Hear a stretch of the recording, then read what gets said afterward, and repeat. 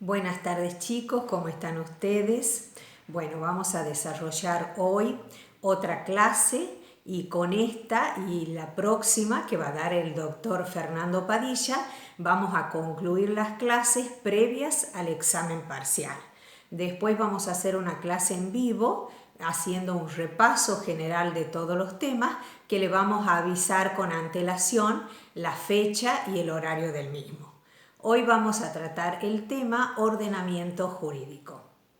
El ordenamiento jurídico está integrado por la totalidad de las normas del sistema jurídico. Estas normas se caracterizan porque se encuentran ordenadas, es decir, no están de cualquier manera, no están desorganizadas, sino ordenadas, jerarquizadas, lo cual quiere decir que hay normas más importantes que otras y asimismo se encuentran armonizadas todas, integrando un todo. Es decir, esta es la característica esencial que tiene el ordenamiento jurídico, que el sistema de normas se encuentran organizadas, jerarquizadas, integradas unas con otras, formando un todo armónico. Ustedes saben desde el punto de vista didáctico, siempre se lo ha esquematizado y se lo reconoce al ordenamiento jurídico con la famosa pirámide jurídica. Ustedes saben que Kelsen es el autor, el que estructura las normas de acuerdo a esta pirámide, donde en la cúspide, por supuesto, van a estar las normas más importantes, la de mayor jerarquía, y así va disminuyendo hasta que llegamos a la base de esa cúspide. Es así que en una primera división de la pirámide podemos distinguir en la cúspide la que llamamos normas de mayor jerarquía y de carácter general. Y después abajo tenemos las normas de menor jerarquía y de carácter particular. ¿A qué nos referimos con esto? Cuando se habla de normas generales, hace referencia a que están destinadas a toda la población, es decir, que regulan la conducta de todas las personas.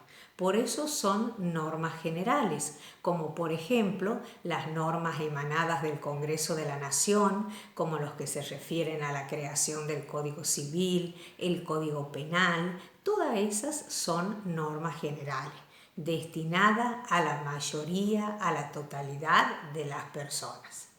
En cambio, cuando nosotros hablamos de las normas particulares y que tienen una jerarquía menor, ya nos referimos a aquellas que están destinadas a unas cuantas personas, puede ser un grupo, pueden ser dos personas y en muchos casos están destinadas a una sola persona.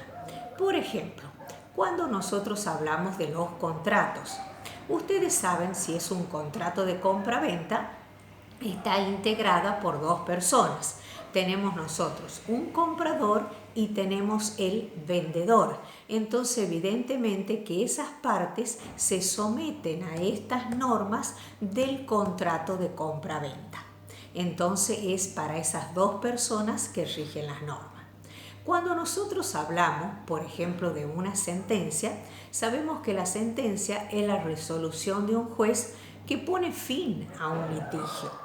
Esta sentencia puede estar destinada a dos personas, como lo común también es que esté destinada a una sola persona, en el cual una sentencia, por ejemplo, de tipo penal, el juez puede absolver o condenar a una determinada persona. Y también cuando nosotros hablamos de lo que llamamos las normas de carácter particular o las normas individuales, además de hablar de la sentencia, podemos hablar, por ejemplo, de una resolución que emite un organismo del Estado como ANSES. Ustedes saben que en ANSES es donde se tramita, se inicia un pedido de beneficio para una persona, en este caso puede ser una jubilación. Y cuando se presenta el expediente, con posterioridad ANSES emite una resolución. Y en esa resolución dice ANSES UDAY Tucumán resuelve otorgar o denegar, según sea el caso, a la persona fulana de tal DNI tanto, el beneficio de jubilación ordinaria, por invalidez, según lo que fuere. Entonces, esto es lo que ustedes deben distinguir cuando hablamos de las normas de mayor jerarquía generales y cuando hablamos de normas particulares que tienen una menor jerarquía. Ahora vamos a calificar, a estructurar esa pirámide jurídica y vamos a ver cuáles son los peldaños que componen esa pirámide, es decir, desde lo más importante hacia los menos importantes. En la cúspide, por supuesto, no hay ninguna duda, ustedes saben que está la Constitución Nacional. En este caso hablamos de bloqueo constitucional, haciendo referencia a aquellas normas de la Constitución y también a principios, a enunciados que tienen igual jerarquía que la Constitución. Es decir, la misma Constitución le otorga a estos principios o a estos tratados igual jerarquía.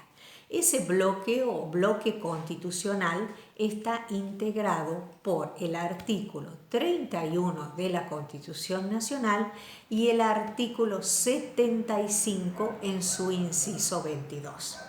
El artículo 31 expresa esta Constitución, las leyes de la nación que en su consecuencia se dicten por el Congreso y los tratados con las potencias extranjeras son la ley suprema de la nación. Es decir, en este caso son esas las normas de mayor jerarquía. Los tratados están equiparados también a la Constitución Nacional. Y a los tratados también precisamente hace referencia el artículo 75 en su inciso 22, donde este artículo expresa que los tratados y los concordatos son leyes de mayor jerarquía que se equiparan a la Constitución Nacional. Es decir, que en cuanto a su jerarquía son iguales a la Constitución Nacional. Y este inciso 22 nos menciona esos tratados. A modo de ejemplo, por supuesto, es cuando nosotros hablamos, por ejemplo, de la Declaración Americana de los Derechos del Hombre y del Ciudadano, cuando también hablamos de aquella convención que elimina todo tipo de discriminación racial, la convención que elimina todo tipo de discriminación contra la mujer, la convención que se refiere a los derechos del niño. Todos ellos, menciona el artículo, son tratados que tienen como un valor igual que la Constitución. Se encuentran en la cúspide de la pirámide y se llama bloque constitucional.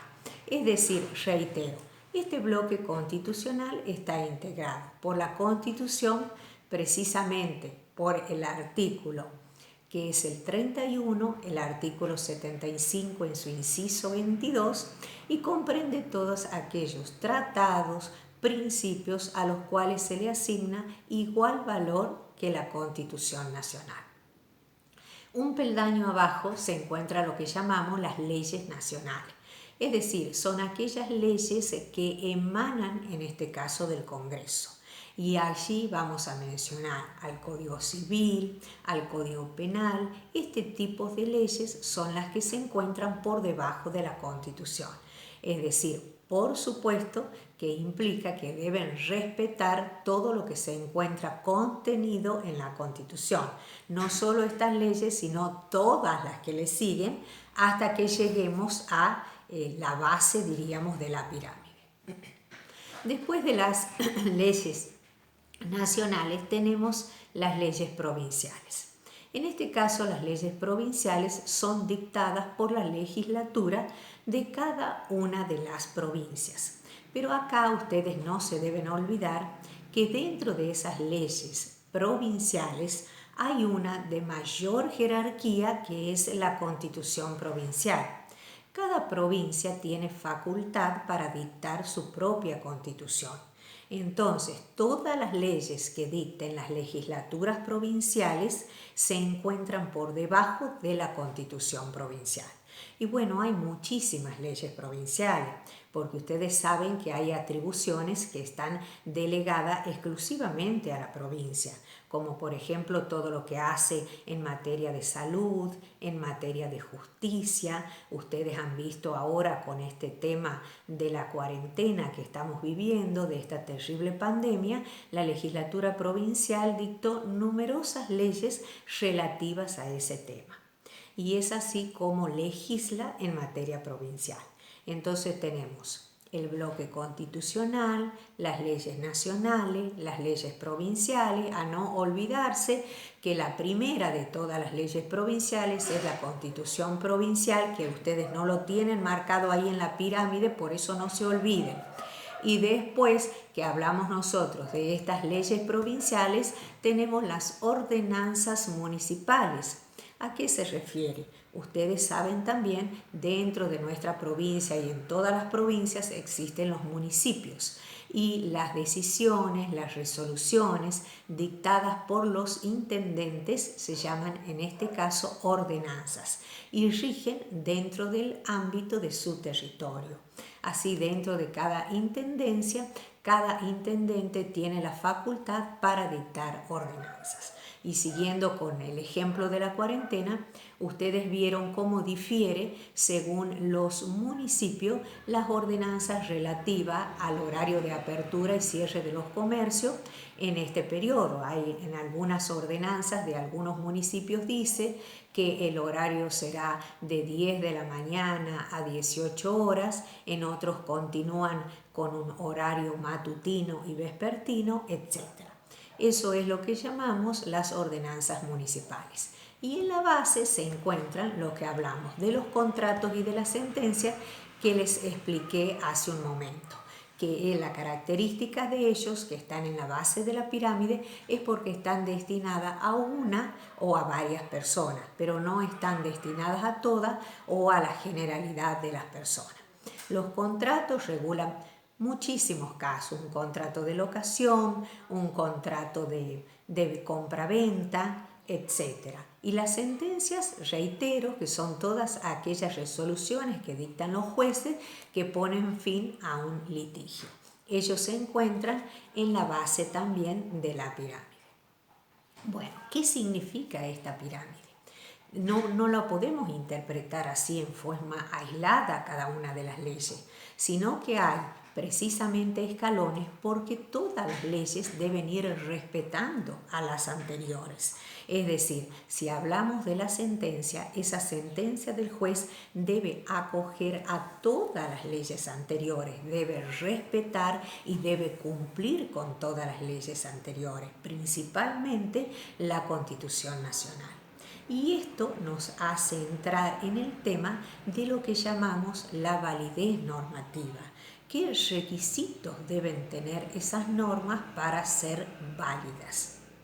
En este caso es muy importante que hagamos una distinción entre lo que llamamos validez material y validez formal. La validez material hace referencia, como la palabra lo indica, a la materia, es decir, al contenido de la norma.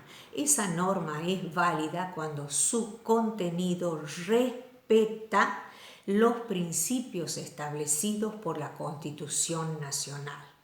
Un ejemplo, me acuerdo yo de esta famosa ley del corralito que ustedes deben haber sentido nombrar o si han vivido esa etapa. Ustedes recuerdan que debido a los graves problemas económicos que atravesaba el país, el Estado se quedó con el dinero que tenían depositadas personas particulares en los bancos, ese dinero a modo de ahorro.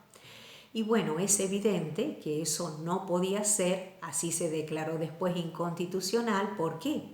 Porque ese dinero es propiedad privada, es decir, pertenecía a los particulares y el Estado de ninguna manera puede apropiarse de eso, sino que el respeto por la propiedad privada es para todos. Entonces tenemos, esto es un ejemplo de cómo una ley está violando la Constitución Nacional. No se ha cumplido con el principio de validez material, es decir, de validez en cuanto al contenido de esa norma. Y así muchas, ustedes vieron que hay muchas veces que se presentan proyectos que se dicen no, ese proyecto es inconstitucional, viola tal o cual principio de la Constitución Nacional. También tenemos nosotros, es importante que la norma sea válida desde el punto de vista procesal, que es lo que llamamos la validez formal. Es decir, quiere esto decir que la norma ha cumplido con todo el procedimiento establecido en la Constitución Nacional para convertirse en ley. Ustedes saben que en la Constitución tenemos un capítulo que habla de la formación y de la sanción de las leyes. Esas normas, ahí se establece todo. Ya vamos a ver, tenemos más adelante un tema relativo a esto.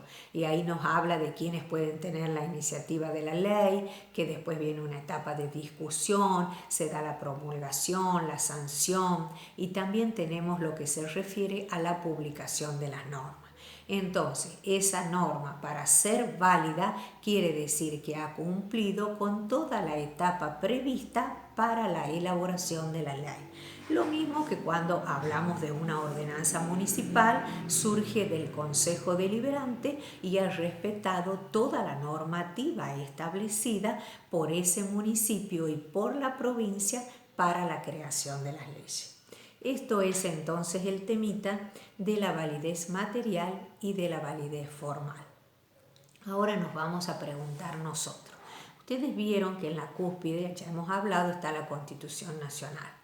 Y si decimos que las leyes nacionales, las leyes provinciales deben respetar a la Constitución Nacional, que es la que le otorga validez, entonces acá surge la primera pregunta. ¿Y esta Constitución Nacional que nos rige, en cuál se fundamenta? ¿En qué normas? ¿En qué Constitución? ¿En dónde basa su validez la Constitución? Y ahí viene entonces la preguntita, ¿cuál es la primera Constitución? Esta Constitución, que es la que ha sido reformada en 1994, se fundamenta y basa su validez en la Constitución de 1853. La tenemos a la Constitución de 1853 como la primera Constitución, que ella ha sido promulgada por Justo José de Urquiza, reitero, en el año 1853. Esa es la primera Constitución. Y a su vez, entonces, viene la pregunta clave. ¿Y esa Constitución de 1853 en dónde funda su validez? Y así vamos sucesivamente hasta que llegamos al final.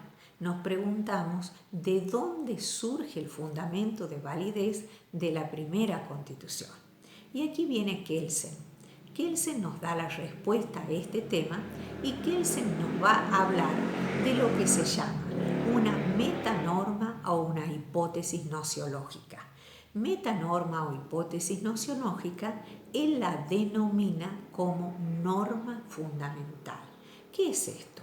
Primero, si hablamos nosotros de hipótesis nociológica, hipótesis se refiere a un supuesto del conocimiento.